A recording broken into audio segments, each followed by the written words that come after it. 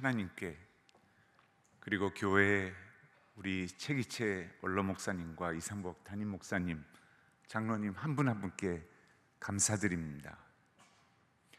오늘 읽은 이 말씀은 예수님과 제 아들이 지나가는데 한 율법 학자의 질문으로 시작을 합니다.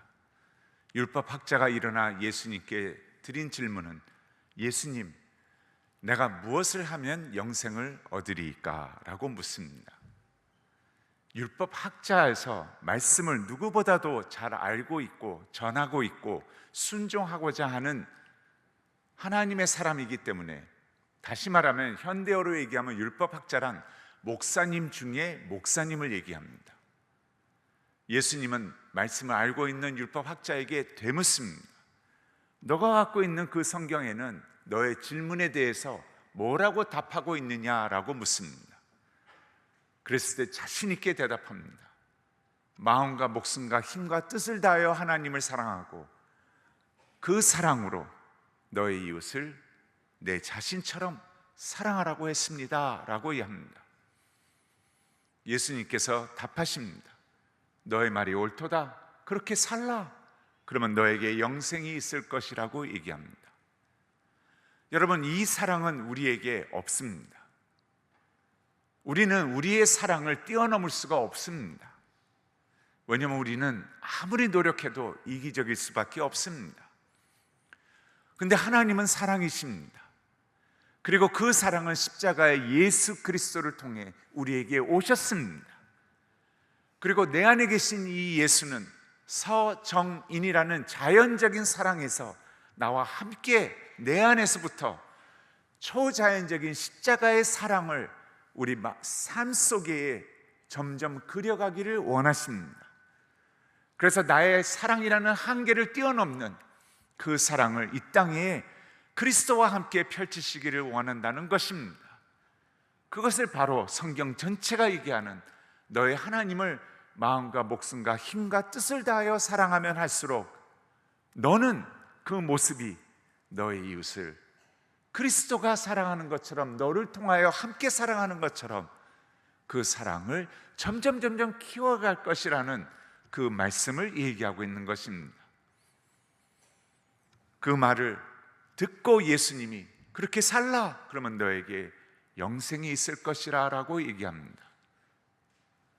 율법학자가 잠시 고민을 하는 것 같습니다.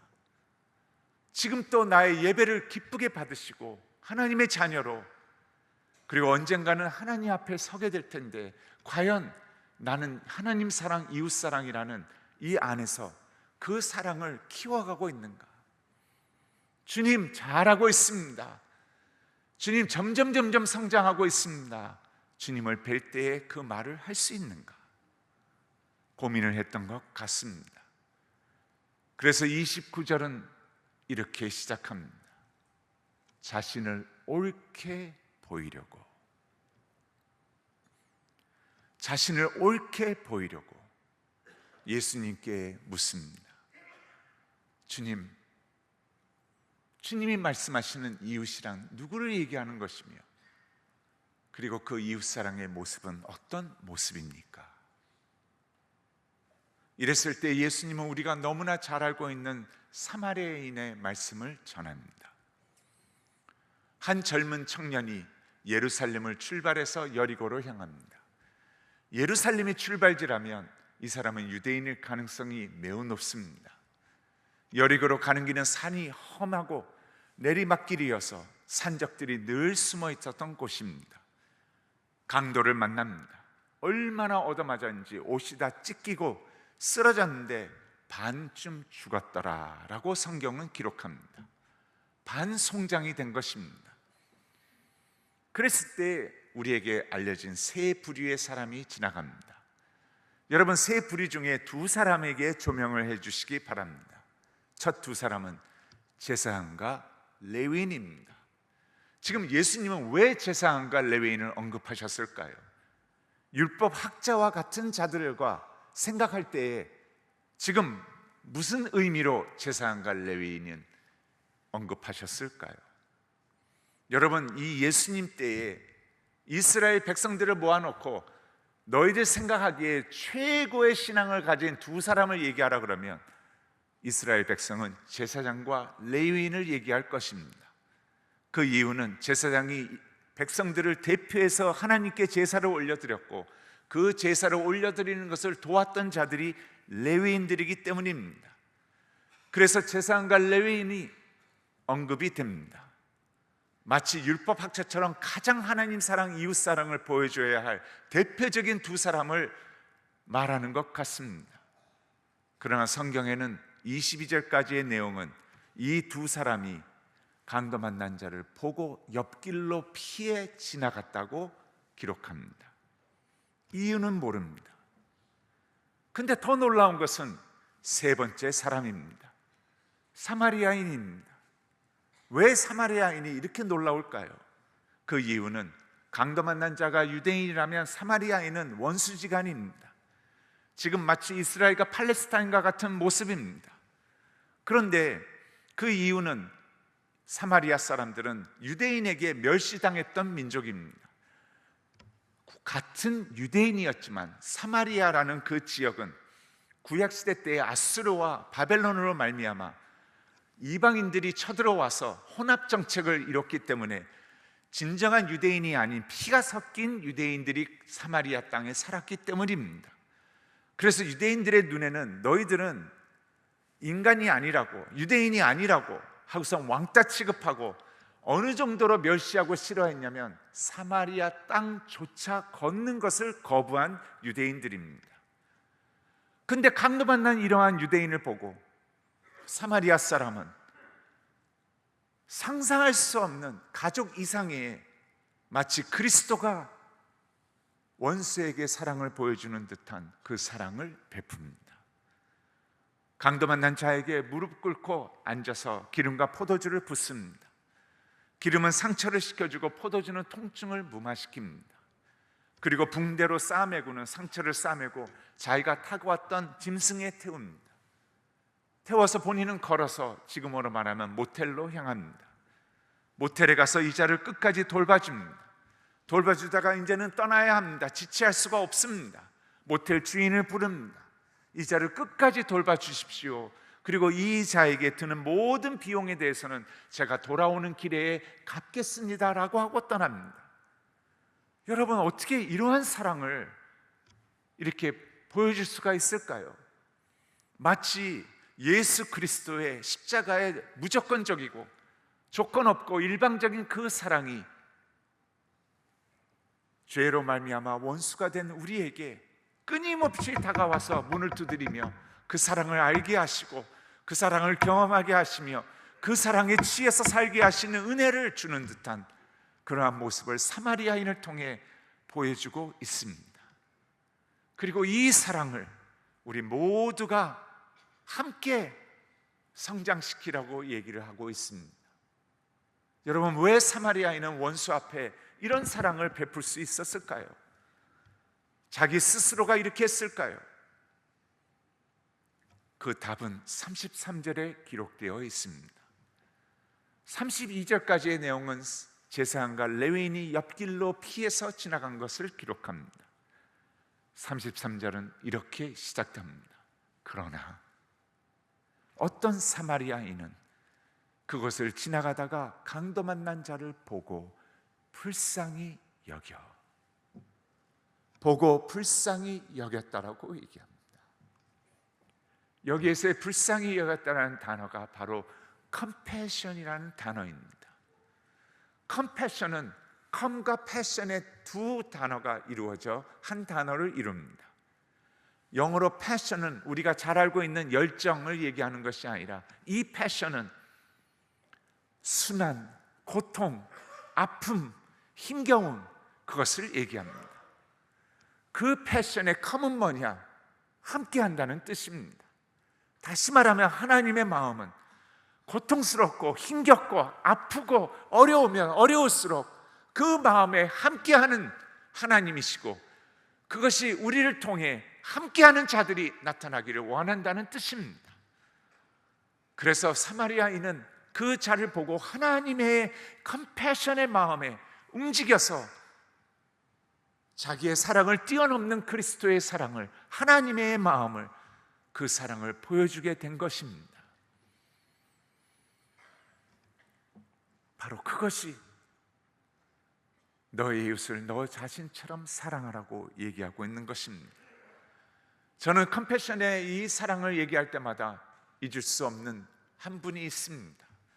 컴패션을 창설한, 시작한 에버ett 스완슨 목사님입니다. 배경은 이렇게 시작됩니다. 1950년 한국 6.25의 전쟁이 시작되었을 때 전 세계 미국에서는 라디오 방송을 통해 한국의 전쟁을 계속 얘기하고 있습니다. 매일매일 듣던 이 가운데에서 스완슨 목사님은 또 하나의 뉴스를 듣게 됩니다. 수많은 미군들이 6.25 전쟁 때에 참여해서 복음을 듣지 못하고 죽어간다는 소식에 52년 겨울에 한국을 방문하게 됩니다. 미군들에게 복음을 전하기 위해서 방문을 합니다. 이분의 일기장은 아마 서울 한복판에 섰을 때의 첫날서부터 이렇게 기록됩니다. 이럴 수가. 라디오로 매일 들었던 이 전쟁 참사를 실제 눈으로 보았을 때 아마 서울 한복판에 섰던 것 같습니다. 완전 건물들이 잔해가 되고 어디에 숨어 있었는지 백인 목사 하나가 왔다 갔다 하니까 수많은 어린아이들이 깡통을 들고 와서는 주세요, give me chocolate 하면서 목사님 앞에 달려들었다고 얘기합니다. 아이들을, 숫자를 셀 수 없는 아이들이 달려들기 시작하니까 목사님이 여관에 미국에서 가져왔던 물품들을 나눠줍니다. 더 이상 줄 것이 없다는 것을 안 큰아이가 외쳤다고 합니다. 야, 없나보다, 가자. 아이들이 흩어집니다. 이것을 하루에 계속 반복합니다. 그러면서 이상한 것을 목격하게 됩니다. 큰 미군 트럭이 디젤 소리를 내면서 서울 한복판을 다니면서 트럭 양옆에 2명씩 인부가 쓰레기를 담아갔다고 얘기합니다. 이상하다. 전쟁 가운데 먹을 것도 없어서 굶어 죽는 판에 무슨 쓰레기가 이렇게도 많은가? 그 쓰레기에 대한 것은 마지막 날 떠나기 직전에 그것을 알게 됩니다. 마지막 날 하나님의 말씀을 전하기 위해 새벽에 묵상하고 있는데 트럭 소리가 납니다. 그 고요함을 완전히 깨트리는 디젤 소리가 나면서 트럭이 여관 창문 앞에 딱 서게 됩니다. 목사님이 창가를 내다봅니다. 인부 중에 한 분이 창가 바로 밑에 떨어진 포대기에 쌓인 쓰레기 더미 같은 것을 들더니 트럭 뒤쪽으로 던집니다. 날아가는 것을 따라 지켜보는데 그 포대기 안에서 어린아이의 손이 나옵니다. 목사님이 놀래서 이 아이를 살려야 되겠다는 마음밖에 없습니다. 말이 안 통하니까 영암문을 박차고 나가서는 트럭 앞에 씁니다. Stop! Stop! It's not a trash, it's a baby. 쓰레기가 아닙니다. 어린아이입니다. 라고 외치면서 트럭을 세웁니다.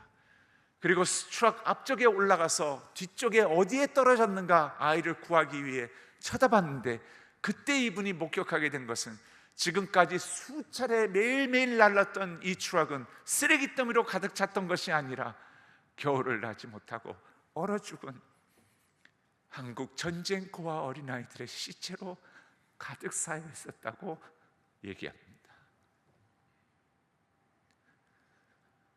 이것을 본 스완슨 목사님의 가슴을 하나님이 흔들기 시작합니다. 너는 보지 않았느냐? 이제 어떻게 살 것이냐? 하나님, 저는 돌아가야 합니다. 잠시 집회하러 온 것입니다. 너는 보지 않았느냐? 이제 어떻게 살 것이냐? 하나님, 저에게는 교회가 있고 성도가 있습니다. 돌아가야 합니다. 왜 이러십니까? 너는 보지 않았느냐? 너는 보지 않았느냐? 이제 어떻게 살 것이냐? 끊임없는 하나님의 호소였다고 얘기합니다. 그날 집회를 끝내고 프로펠러 비행기를 타고 경유해서 시카고로 돌아가는데 프로펠러 돌아가는 소리가 하나님의 반복되는 간절한 호소였다고 얘기합니다. 너는 보지 않았느냐? 너는 보지 않았느냐? 이제 어떻게 살 것이냐? 교회를 시카고로 돌아간 목사님은 첫 주일에 한국에서 어린아이에게서 얻은 깡통 하나를 지켜듭니다. 온 백인 성도들이 그 깡통을 쳐다봅니다. 목사님이 외칩니다. 여러분, 이게 뭔지 아십니까? 이것은 여러분의 쓰레기통에서 발견하는 쓰레기와 같은 깡통에 불과합니다. 근데 여러분이 매일 라디오로 듣고 있는 코리아라는 곳에서는 이것은 어린아이들의 생명줄입니다. 그리고 하나님은 이 하나이가 죽어나갈 때마다 가슴앓이를 하면서 함께 힘겨워하십니다. 어린아이들을 살립시다, 한국 어린이들을 살립시다 하면서 바로 오늘과 같은 컴패션 선데이가 주일이 시작된 것입니다. 그러면서 성도들이 일어나서 목사님과 함께 한국 어린이를 살리겠다고 외치기 시작합니다. 그 소문이 이웃교회로 퍼져나갑니다. 이웃교회에서 와서 우리도 참여하게 할 수 있게 해달라고 외칩니다. 목사님이 점점 그 교회 수가 늘어나면 늘어날수록 더 이상 담임을 감당할 수가 없어서 교회를 사임하고 바로 컴패션이라는 한국을 돕는 기관을 시작하게 된 것입니다. 그러면서 카나다에 있는 교회와 목사님들이, 성도들이 일어나기 시작합니다. 우리도 참여하게 해달라고. 그리고 호주로 갑니다. 호주 교회가 일어나기 시작합니다. 영국으로 갑니다. 영국 교회가 일어나기 시작합니다. 그러면서 한국의 어린이들을 살리겠다고 전 세계가 바로 그 이웃사랑의 주인들이 되기 시작합니다. 그래서 컴패션은 52년부터 93년까지 한국이 이제는 잘 살게 되어서 정부가 이제는 복지가 해결을 할 수 있고 우리 아이들을 우리나라가 이제는 돌볼 수 있게 되었을 때 부의하게 되었고, 정부가 유엔에 가서 이제는 수혜를 더 이상 받는다는 것은 창피한 일입니다. 모든 컴패션과 같은 기관은 떠나 주십시오. 그 발언이 있었을 때 93년도에 한국을 기쁨으로 졸업하고 떠나게 된 것입니다. 그리고 2003년도에 후원국으로 다시 시작하게 되었습니다. 여러분, 어떻게 시작되었는지 아세요? 52년부터 93년 사이에 컴패션을 통해서 자라난 수십만 명의 컴패션 지인들 중에 목사님들을 중심으로 목사님, 변호사, 의사, 간호사, 교사 이런 분들이 350여 명이 자발적으로 만나 3년 동안 국제 컴패션의 문을 두드렸습니다. 듣지를 않았습니다. 이제는 우리가 할 때입니다, 들어와 주십시오. 듣지를 않았습니다. 3년째 되는 해에 행사를 벌리면서 이 동호회에서 국제 총재를 불러서 이 한마디가 국제 컴패션으로 하여금 이건 하나님의 인도하심이다 하고선 한국을 후원국으로 다시 세우게 되었습니다. 그 한마디가 뭔지 아세요? 이거였습니다. 350여 명의 졸업생 중에서 목사님 한 분이 이 얘기를 했다고 합니다. 저의 말을 잘 들어주십시오. 우리 민족은 민족적으로 나중에 하나님 앞에 섰을 때 도움을 받은 반의 이야기 외에는 들려드릴 것이 없습니다. 이제는 우리 민족도 전 세계와 함께 하나님의 가슴으로 함께 나머지의 반의 이야기를 써나가는 민족으로 만들어 주십시오. 이제는 우리도 도움을 줬다는 그 그리스도의 사랑을 전하는 민족이 되게 해 주십시오. 이 말이 들었을 때 컴패션은 계획이 없었던 한국을 후원국으로 세우며 지금 후원국으로 20년째를 맞이하는 해가 되었습니다. 여러분, 한국은 상상이 되세요? 58년도에 국세청의 기록을 보시기 바랍니다. 전 세계에서 두 번째로 가장 가난했던 나라였다고 얘기합니다. 두 번째로 가장 가난했던 나라. 그 나라가 하나님의 축복으로 이렇게 번성하게 된 것은 전 세계의 어떤 나라도 경험을 못했고 하나님의 특별하신 축복이 이 땅에 복음과 함께 이루어졌기 때문입니다. 저는 전 세계의 가난한 지역을 다닙니다. 인구의 3분의 1이 한국이 가난했을 때의 모습으로 살고 있죠. 여러분, 그마침 한국이 이제는 잘 살게 된 것입니다. 이 가난한 지역을 방문할 때마다 저는 가난이 무엇인지를 컴패션을 통해서 더욱더 알게 되었습니다.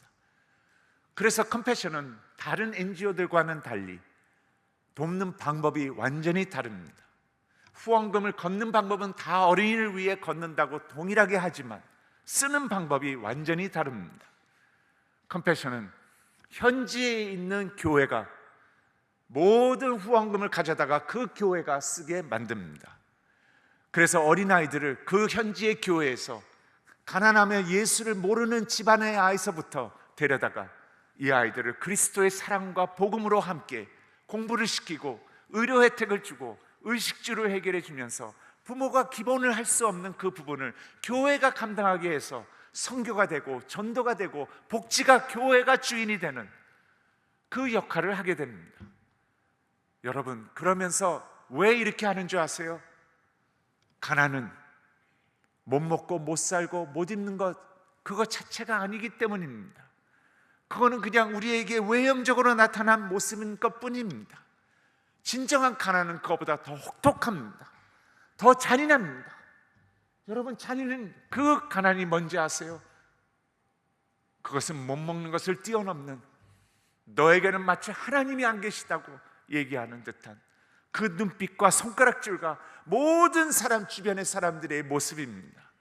너는 가난하게 태어나서 이렇게 비참하게 살 거며 너에게는 공부의 기회, 예수를 알 수 있는 기회, 축복의 기회, 모든 기회가 아사라져서 너에게는 이렇게 살다가 이렇게 죽는 것이 가난이라고 쳐다보는 바로 심령의 대고, 너는 이렇게 살다가 이렇게 죽을 거야. 그만큼 너는 보잘것없고 쓸모없으며 너에게는 미래가 없다고 얘기하는 잔인한 그 메시지인 것입니다. 그런 아이들을 교회가 그 아이들을 부둥켜 안고, 하나님은 너를 거룩하게 걸작품으로 참 만드셨단다. 그리고 너에게는 하나님의 놀라운 계획이 있단다. 그리고 너는 마땅히 부모를 통해 공부의 기회, 의료의 기회, 축복의 기회, 복음의 기회를 받았어야 하는데 부모가 가난해서 그것을 너에게 줄 수 없는 것을 교회가 하나님의 가슴으로, 말씀으로 너가 그것을 이겨내기를 원하며, 그 가난을 벗어나게 하는 것은 물질적인 조그만한 도움이 아니라 바로 예수가 너를 붙잡으며 너의 힘겨움과 어려움에 같이 기도하고 같이 마음을 쓰며 온 교회가 너의 가족이 되어 그것을 함께 이겨내게 했을 때에 너는 그 가난과 힘겨움과 어려움을 계속 이겨내며 더 단단한 아이로 주님 앞에 서게 될 것이란다. 그러면서 공부를 하고 축복을 받고 복음을 알고 하나님을 위해서 사는, 그래서 공부가 맞춰졌을 때 너의 은사와 탤런트가 하나님이 주신 그 모든 기회가 하나님의 영광을 위해 이 땅에 펼쳐졌을 때 하나님은 기뻐하시는 분이란다 라고 보여주며 경험하게 하는 그 모든 메시지가 가난을 이겨내게 하는 것입니다. 바로 그것이 가난을 이겨내게 하는 예수 그리스도이고 교회가 되는 것입니다. 컴패션은 한국을 도왔을 때 어떤 정부와 어떤 민간단체보다 제일 많이 도왔지만 우리에게는 수혜국일 때에는 알려지지 않았다고 합니다. 그 이유는 지금 현재에도 8,700개의 교회가 전 세계적으로 교회의 이름으로 교회가 하는 것처럼 아이들을 모아서 복음으로 같이 양육하는 그 일을 하고 컴패션의 간판은 어느 곳에도 없기 때문입니다.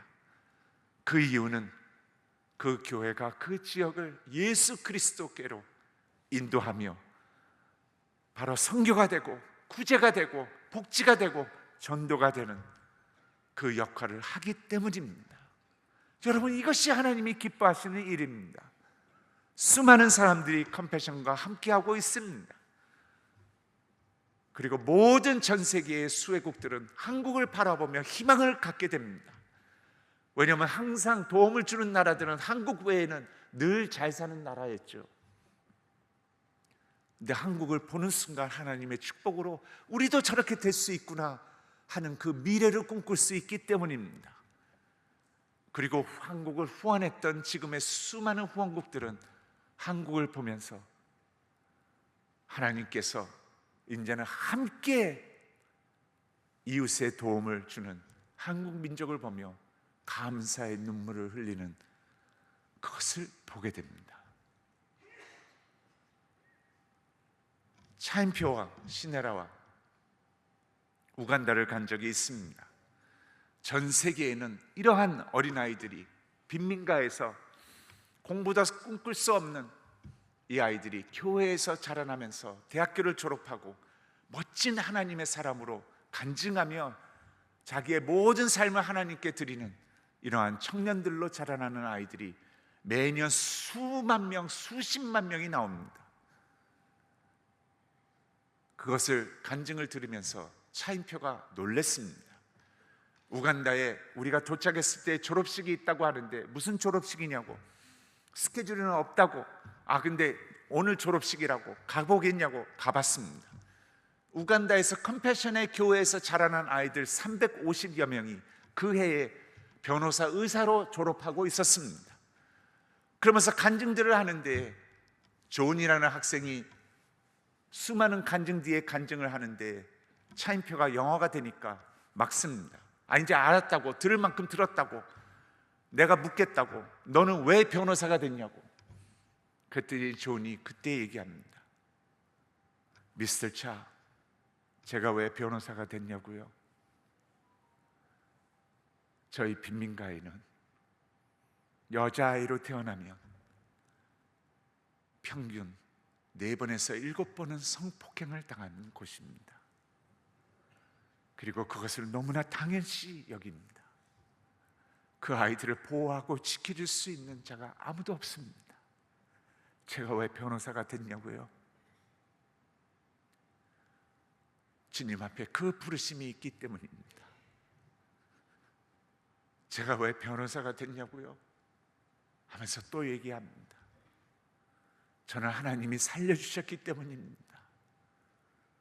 어떻게 하냐면 제 형제 5, 6명이 다 죽었습니다. 저는 컴패션의 교회에서 자라나서 하나님 앞에 이렇게 두 번째의 삶을 드리기로 약속한 어린아이였습니다. 그런 간증을 들으며 차인표가 얘기합니다. 목사님, 이건 너무 하나님이 기뻐하시는 일입니다. 제가 컴패션에 함께 하겠습니다. 그러면서 지금 15년, 16년을 넘게 함께하는 수많은 사람들이 있습니다. 바로 근래에 이성미 집사님, 개그우먼을 여러분 아시죠? 이성미 개그우먼은 의심이 많습니다. 여러분이 아시는 것처럼 이분은 엄마가 3명이었다 그러면 벌써 얼마나 아픈 삶을 살았는지를 알 수가 있죠. 그러니까 의심을 안 할 수가 없어요. 컴패션의 필리핀의 현지를 갔는데 모두 간증하고 찬양하고 아이들이 막 그 교회 앞에서 예수를 만난 모습들을 막 얘기하는데 이성미 개그우먼이 나중에 얘기합니다. 가정 방문을 하나요?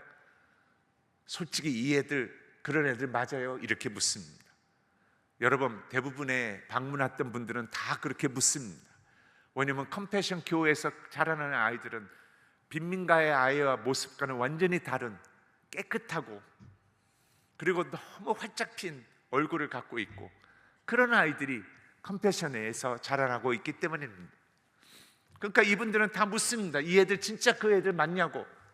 한 아이를 지정하라고 했습니다. 지정한 아이의 집을 방문했습니다.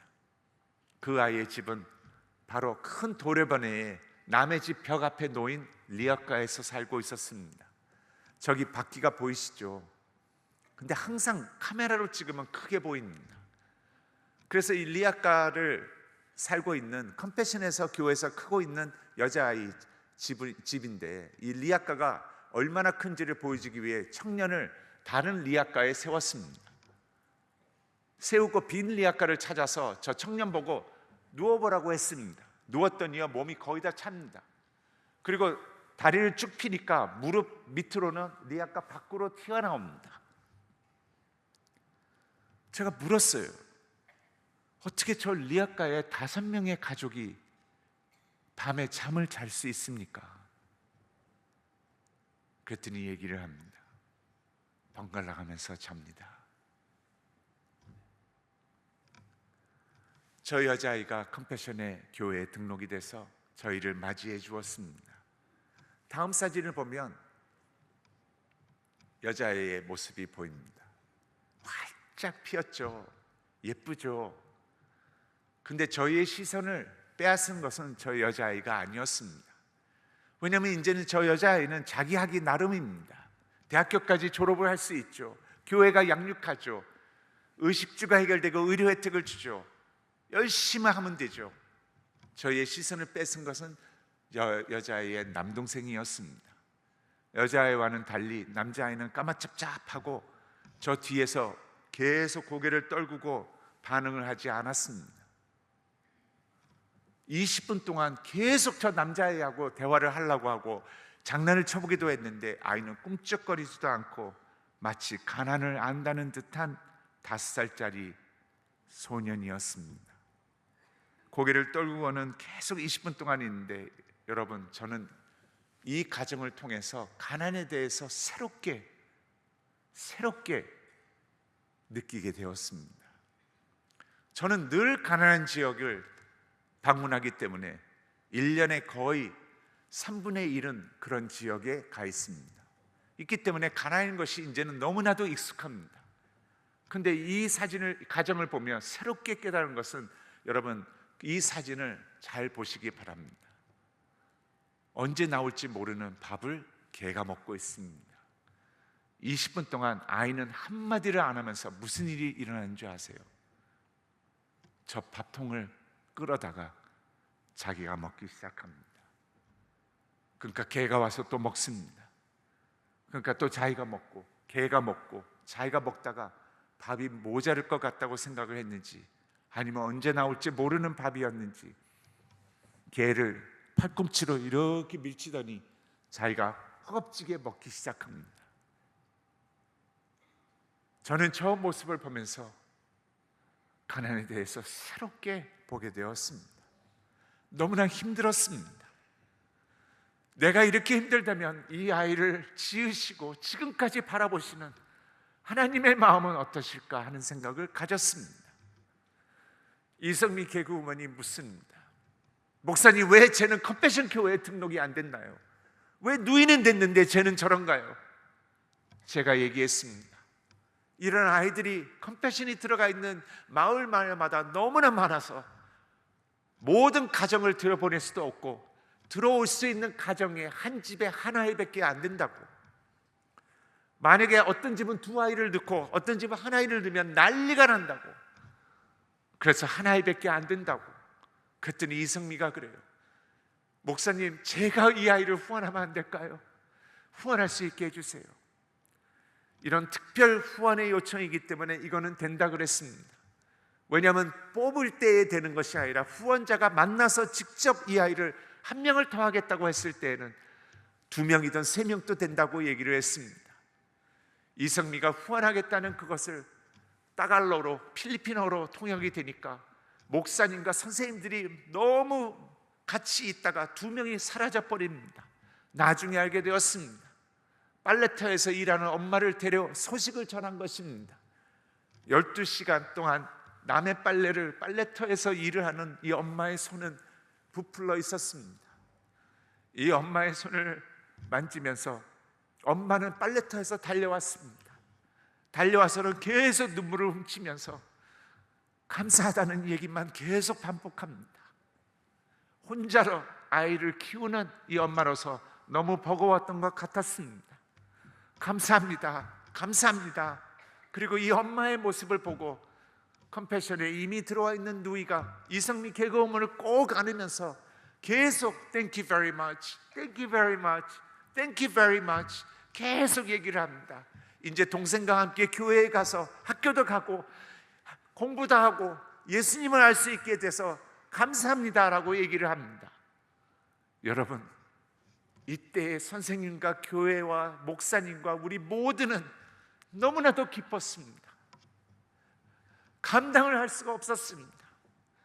이제 됐다라는 교회가 있기 때문에 그리스도의 복음과 사랑이 있기 때문에 됐다라는 기쁨이었습니다.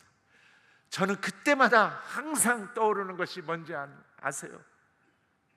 스완슨 목사님이 백인 후원자들을 데리고 한국 땅을 방문했을 때 자기가 후원하는 한국 어린이들이 바로 이런 모습으로 후원자들을 맞이했을 때 스완슨 목사님은 얼마나 기쁘셨을까? 그리고 그걸 바라보시는 하나님은 얼마나 더욱 기쁘셨을까? 그 생각을 하게 됩니다. 바로 이것이 예수님이 말씀하시는 우리의 이웃이 누구냐이고 이웃 사랑이 어떤 모습이냐 하는 것을 증거하고 있는 것입니다. 예수님은 율법 학자에게 이 말씀을 전하고 36절에 질문을 하십니다. 너의 생각에는 이 세 사람 중에 누가 강도 만난 자의 이웃이 되겠느냐? 37절에 율법 학자가 답합니다. 이르되 자비를 베푼 자니이다. 예수께서 이르시되 가서 너도 이와 같이 하라 하시니라. 너의 말이 옳도다. 너도 나와 함께 이 너를 뛰어넘는 초자연적인 십자가의 사랑을 함께 만들어 키워가자고 초점장을 율법학자와 우리 모두에게 전달을 하시는 것입니다. 이 주님의 하나님 사랑과 이웃 사랑에 마음을 여시고 하나님께 응답하시는 우리 동명교회 성도님 한 분 한 분이 되시기를 주님의 이름으로 축원합니다.